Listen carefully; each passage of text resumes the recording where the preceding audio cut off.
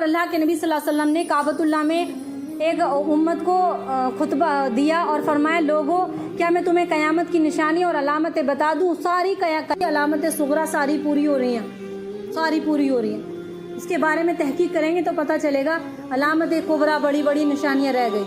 دابۃ الارض زمین سے جانور کا نکلنا ایک یہ نشانی بڑی نشانی ہے، اور ایک نشانی سورج کا مشرق سے نکلنا، اب مغرب سے نکلنا اور مشرق میں چھپنا، یعنی کہ سورج جیسے اب نکلتا اس کا الٹا نکلے گا۔ یہ بڑی نشانیاں ہیں جو علامت صغرا بتائی گئی ہیں، ساری پوری ہو رہی ہیں دھیرے دھیرے۔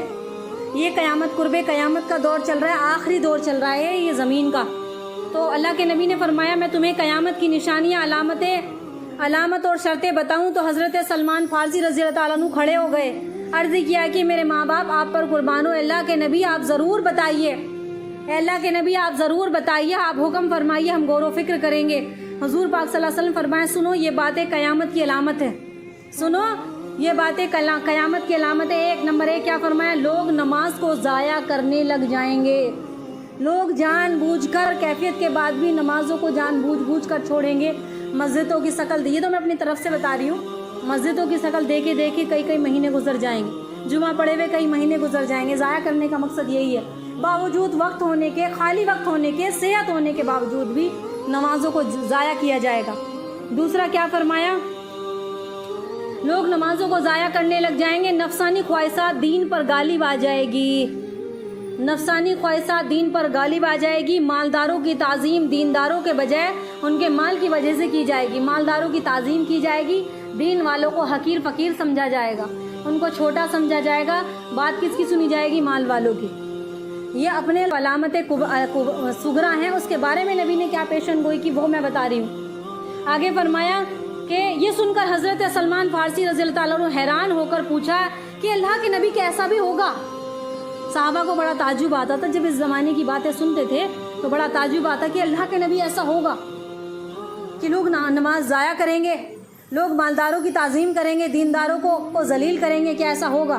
تو پیارے رسول نے فرمایا، ارشاد فرمایا قسم ہے اس ذات کی جس کے قبضے میں محمد کی جان ہے صلی اللہ علیہ وآلہ وسلم، کہ ہے پوچھا کہ جس کے ہاتھوں میں محمد صلی اللہ علیہ وسلم کی جان ہے ایسا ہو کر رہے گا۔ اور سنو لوگ زکوٰۃ کو تاوان سمجھنے لگیں گے، زکوٰۃ کو بوجھ سمجھیں گے، لڑائیوں سے اور مال غنیمت سے ہر شخص اپنی دولت سمجھے گا، یعنی قرآن کریم کے مطابق اس کے حصے نہیں کیے جائیں گے، اور اپنی اپنی مرضی سے ہر شخص سمیٹنے لگے گا، مال کو سمیٹنے کی کوشش کرنے لگے گا۔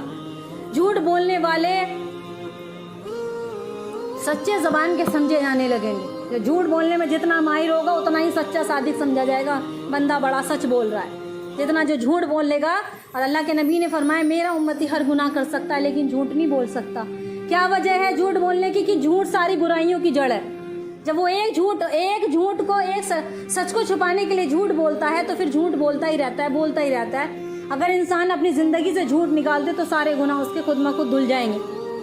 تو جھوٹ بولنے والے سچے سمجھے جائیں گے، خائن اور بے ایمان لوگ امانت دار سمجھے جائیں گے، امانت میں خیانت کرنے والے لوگ، خائن لوگ، بے ایمان امانت دار اور مشہور ہو جائیں گے۔ سچ بولنے والے سادہ دل اور شریف لوگوں کو جھوٹا سمجھا جائے گا۔ امین لوگ خیانت کرنے والے سمجھے جائیں، امین لوگ امانت دار لوگ خیانت والے سمجھے جائیں گے۔ جن لوگوں کو بولنے کا سلیقہ نہ ہوگا وہ مولوی، عالم، خطیب اور واعظ نصیحت کرنے والے بن جائیں گے۔ حق کے 10 حصوں میں سے 9 کا انکار ہونے لگے گا۔ جو حق کے 9 سے یعنی کہ حق بات جتنی بھی ظاہر ہوں گی سب کا انکار ہونے لگے گا۔ اسلام کا نام باقی رہ جائے گا، اسلام کا نام باقی رہ جائے گا، قرآن کے حروف رہ جائیں گے لیکن ان پر عمل نہ ہوگا۔ قرآن کو سنہری جزدانوں میں غلاف میں سجایا جائے گا، حالانکہ وہ عمل کرنے کے لیے نہ کہ اس کو سجانے کے لیے طاقتوں میں رکھنے کے لیے ہیں۔ بس حروف رہ جائیں گے، حروفوں کی ادائیگی رہ جائے گی، عمل سے خالی ہو جائیں گے۔ مردوں میں موٹاپا بڑھنا شروع ہو جائے گا، مردوں عورتوں میں دونوں میں موٹاپا، دیکھو تم قیامت کی علامت، نہ چاہتے ہوئے بھی موٹاپا بڑھ رہا ہے ہمارا، عورتوں میں بھی بڑھ رہا ہے، اس میں تو مردوں کا ہی ذکر ہے۔ اور باندیوں سے صلح مشورے ہوں گے، اور ممبروں پر کم عمر خطبہ دینا شروع کر دیں، کم علم والے خطبہ دینا شروع کریں گے، جنہیں صداقت، دیانت، امانت، طہارت، تقویٰ کا کچھ بھی پتہ نہیں ہوگا۔ کام کی باتیں عورتوں کے ہاتھوں میں آنے لگے گی، امانت دار لوگ بھی خیانت کرنے لگیں گے، اور لوگ شہرت کے در پہ ہوں گے، یعنی کہ ہر چیز میں چاہیں گے شہرت حاصل ہو جائے، میرا نام ہو جائے، میرا کام ہو جائے، میں عزت والا کیسے بنوں۔ امانت دار لوگ بھی خیانت کرنے لگیں گے، مسجدوں کو گرجوں کی طرح سجایا جائے گا، مسجدوں میں سجایا جائے گا، مسجدوں کو جن میں ہدایت بالکل بھی نہ ہوگی، مسجدوں کے مینار بہت بلند ہو جائیں گے، مسجدیں سجائی جائیں گی، اندر نقش و نگار ہوں گے، لیکن مسجدوں میں ہدایت کے طور پر نہ ہوں گی، خالی ہوں گی وہ۔